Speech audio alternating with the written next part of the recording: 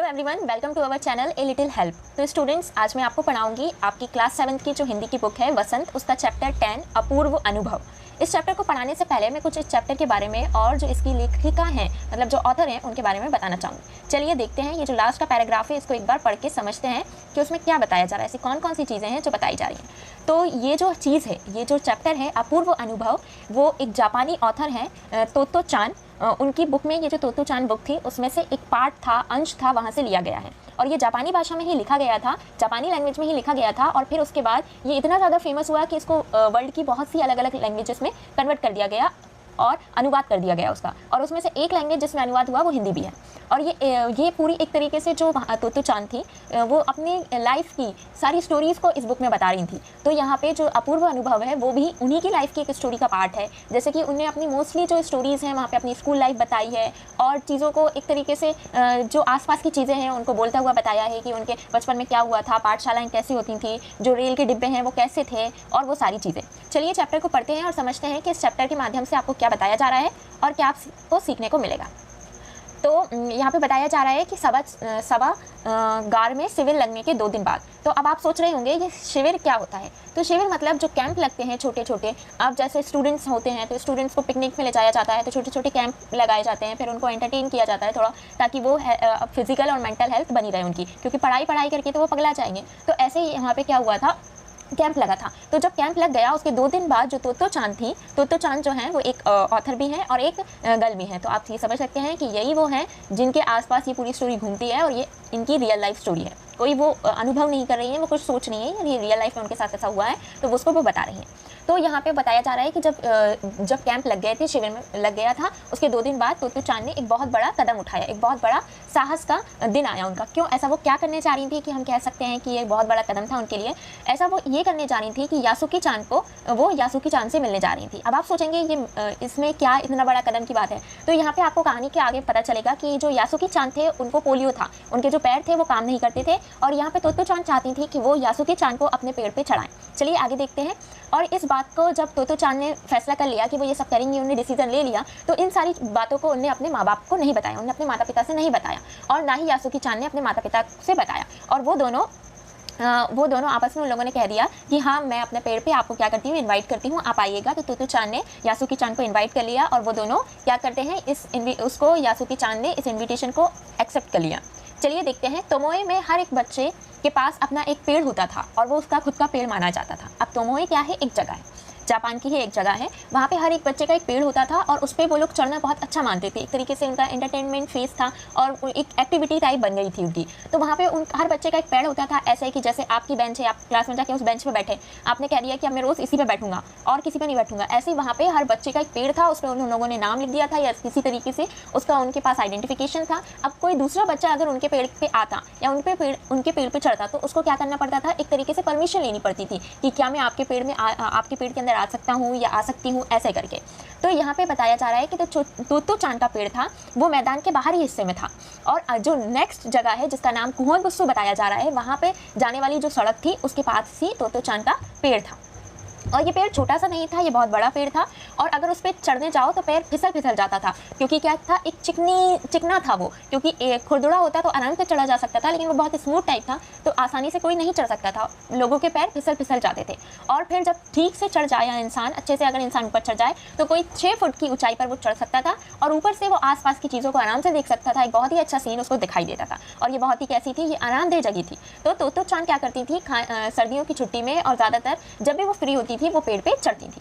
चलिए देखते हैं कि अब आगे क्या होता है। यहाँ पे क्या होता है कि तोतो चान अक्सर खाने की छुट्टी के समय या स्कूल के बाद ऊपर चढ़ी मिलती थी। मतलब जब भी उन्हें टाइम मिलता स्कूल से या फिर जब उन्हें लंच का ब्रेक मिलता तो वो क्या करती, अपने पेड़ पे जाके बैठ जाती थी और पेड़ पे चढ़ जाती थी। वहाँ से वो दूर तक आकाश को देखती थी, नीचे सड़कों को देखती थी और बहुत ही अच्छा महसूस करती थी। बच्चे अपने अपने पेड़ को अपनी निजी प्रॉपर्टी मानते थे। वहाँ पे क्या था, हर बच्चे का एक पेड़ था, मैं आपको बताती जा रही हूँ। तो पेड़ का मतलब ये था कि वो एक तरीके से उनकी पर्सनल प्रॉपर्टी थी। जैसे आपका घर है, आप अपने दोस्त से तो कहेंगे नहीं आ जाओ, हम तुम्हारा अपना पूरा घर तुम्हें दे रहे हैं, बाकी चीज़ें। तो ऐसे ही वहाँ पे जो हर बच्चे का एक पेड़ होता था और वो एक तरीके से उनकी एक पर्सनल प्रॉपर्टी हुआ करती थी।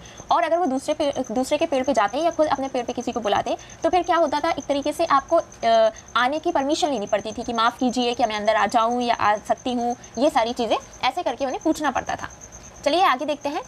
अब यहाँ पे बताया जा रहा है, मैंने अभी आपको पहले ही बताया कुछ टाइम पहले, कि जो यासुकी चान थे जिनको उन्होंने इनवाइट किया था तोतो चान ने पेड़ पे चढ़ने के लिए, वो एक नॉर्मल इंसान नहीं थे, उनको पोलियो था, इसलिए वो किसी भी पेड़ पर नहीं चढ़ पाते थे और ना ही उनकी कोई भी पेड़ उनके लिए कोई पर्सनल प्रॉपर्टी था। क्यों? क्योंकि वो बेचारे चढ़ ही नहीं पाते थे, तो कैसे ऊपर चढ़ते और किसी भी पेड़ को अपना पेड़ बताते।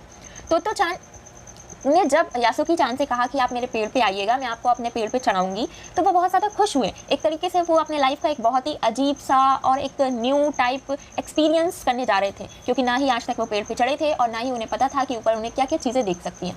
आपने भी देखा होगा, जब आप कोई चीज़ कोई काम पहली बार करते हैं तो आप बहुत ज़्यादा क्या होता है, एक तरीके से उल्लास रहता है, बहुत ज़्यादा एक्साइटमेंट रहता है। तो ऐसे ही क्या था यासुकी चान के साथ था। चलिए आगे देखते हैं।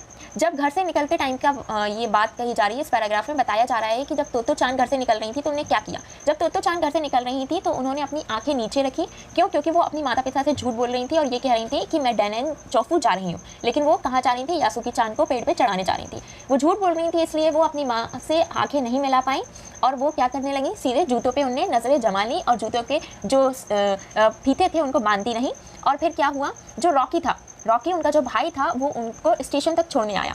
फिर जब वो जाने लगी तो उनको थोड़ा सब्र नहीं हुआ। उन्होंने बता दिया अपने भाई को कि मैं ऐसा ऐसा करने चाह रही हूँ, मैं यासुकी चान को अपने पेड़ पर चढ़ने देने वाली हूँ और मैंने इसीलिए उसे आज बुलाया है।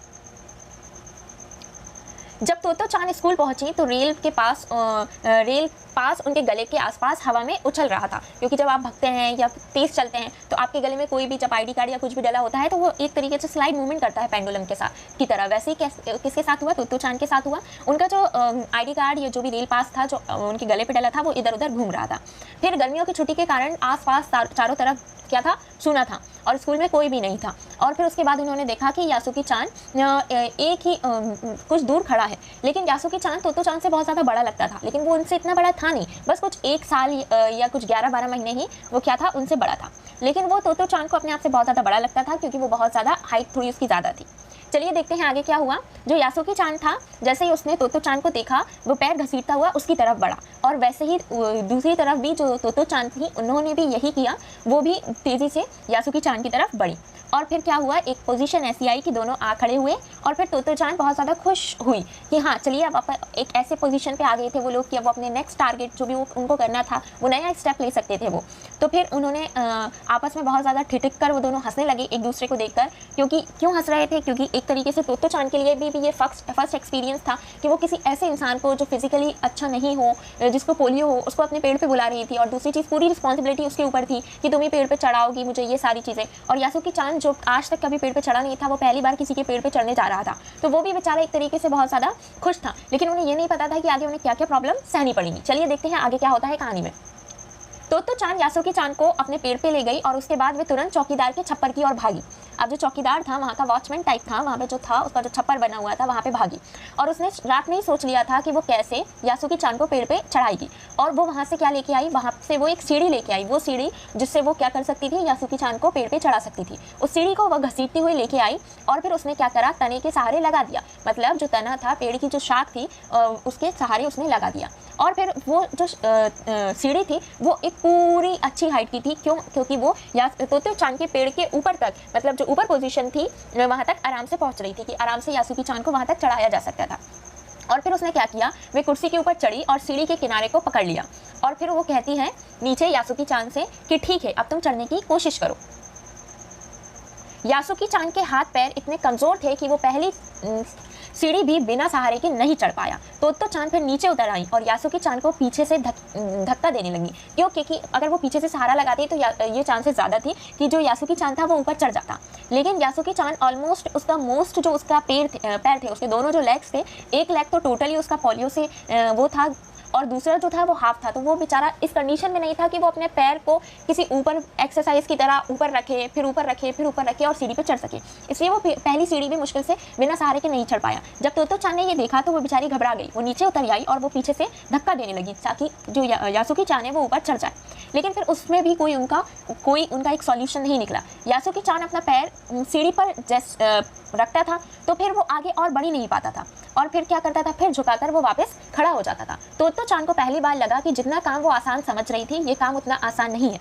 यासुकी चान उसके पेड़ पर चढ़े, ये उसकी बहुत ही मन से इच्छा थी। वो बहुत दिनों से चाहती थी कि यासुकी चान को वो अपने पेड़ पर बुलाए और आने दे।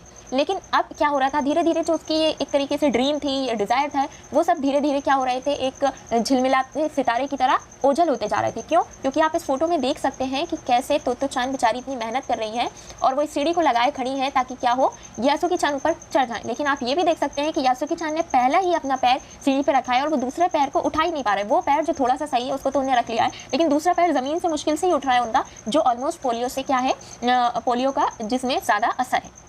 तो यहाँ पे फिर तोतो चान को धीरे से समझ आने लगा कि वो जो कर रही हैं वो इतना आसान नहीं है, उनको कोई नेक्स्ट स्टेप करनी होगी, कोई एक नया दिमाग में आइडिया लाना पड़ेगा जिससे वो यासुकी चान को आराम से क्या कर सके, ऊपर चढ़ा सके। तो फिर वो नीचे उतरती हैं और फिर जब वो ये देखती हैं कि यासुकी चान बहुत ज़्यादा परेशान हो गया है, वो अपने आप सोच नहीं पा रहा है, वो समझ नहीं पा रहा है कि उसे क्या करना चाहिए, क्योंकि बेचारा सोच रहा था मैं ऊपर चढ़ नहीं पाऊंगा। तो जो तोतो चान है वो नीचे उतरती हैं फिर से और आराम से उससे कहती हैं कि ठहरो, मुझे एक बात सूझी है। पहले वो यासुकी चान को हंसाने की कोशिश करती हैं कि यासुकी चान को ऐसा नहीं लगे कि हमने हार मान ली है, और दूसरी ओर वो ये कहती हैं कि ठहरो, मुझे एक बात सूझी है, मैं चौकीदार की छप्पर की ओर जाती हूँ और कुछ नया सामान ढूंढने की कोशिश करती हूँ। और वो भागती हुई चौकीदार की छप्पर की तरफ जाती है और वहाँ से कुछ नई चीज़ लाने की कोशिश करती है। आखिर उन्हें एक सीढ़ी मिल जाती है। फिर वो क्या करती है, उस सीढ़ी को घसीटती हुई क्या करती है, लेके आती है।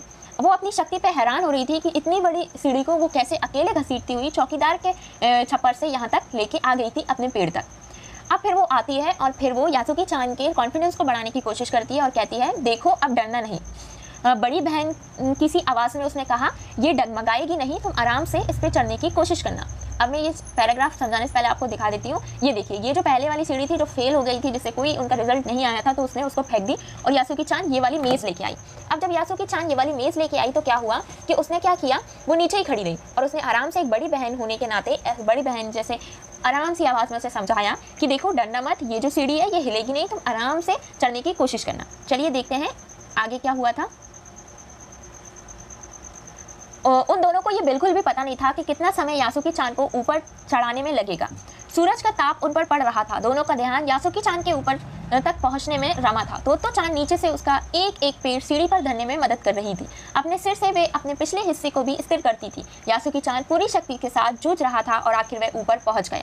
अब यहाँ पे क्या हुआ, यहाँ पे तोतो चान नीचे आ गई, ये फोटो से आप देख सकते हैं, और वो धीरे धीरे एक एक पैर उसको खुद अपने हाथों से उठा के ऊपर चढ़ाने की कोशिश कर रही थी। और वो उन लोगों को पता ही नहीं चला कि समय कैसे बीतता गया और एकदम से वो पोजीशन आई जब उनकी जो मेहनत थी वो कामयाब हुई और यासुकी चान क्या हुआ, ऊपर पैर पर चढ़ गया।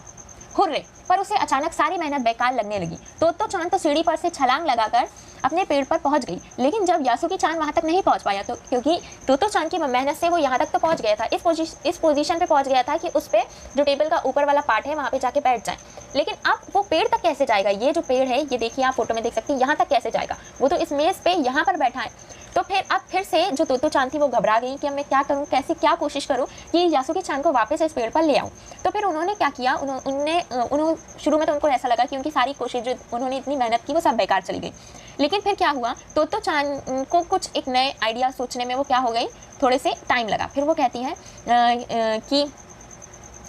हैं उनके फिर आंसू निकलने ही वाले थे, लेकिन वो रोई नहीं, क्योंकि अगर वो रोती तो यासुकी चान का कॉन्फिडेंस भी लो हो जाता और फिर वो क्या करता, वो भी रोने लगता, क्योंकि ये सारी प्रॉब्लम्स तो उसकी थी, क्योंकि वो समझ आता कि मेरे वजह से तोतो चान इतनी परेशान हो रही है, और वो रोना गाना शुरू कर देते थे, दोनों का ही कॉन्फिडेंस भी लो होता और फिर जो वो काम करने आए थे वो होता भी नहीं। तो क्या हुआ, तोतो चान रोई नहीं, उन्होंने हिम्मत से काम लिया और फिर उन्होंने कहा कि यासुकी चान क्या करिए। अब देखिए, यासुकी चान को पोलियो था, तो उसकी जो उंगलियां थी वो क्या कर रही थी, एकदम से उसका साथ छोड़ रही थी। लेकिन तभी क्या किया, तोतो चान ने उसका हाथ थामा और उससे कहा, उसकी बड़ी बड़ी उंगलियों को अपने हाथ में लिया और उससे कहा कि तुम लेट जाओ, मैं तुम्हें पेड़ पर खींचने की कोशिश करूँगी। फिर उसने कहा कि जो मेज़ है उस पर तुम ऐसे लेट जाओ ताकि मैं यहाँ से घसीट के तुम्हें पेड़ की तरफ ले आऊँ।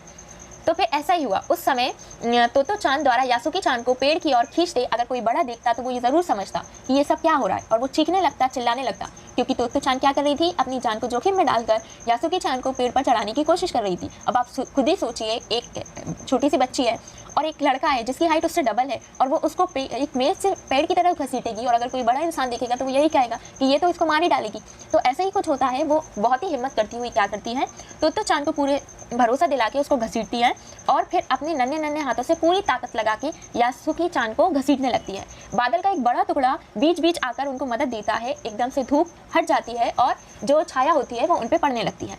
काफ़ी मेहनत के बाद दोनों आमने सामने पेड़ की दिलशक्का तक पहुंच गए।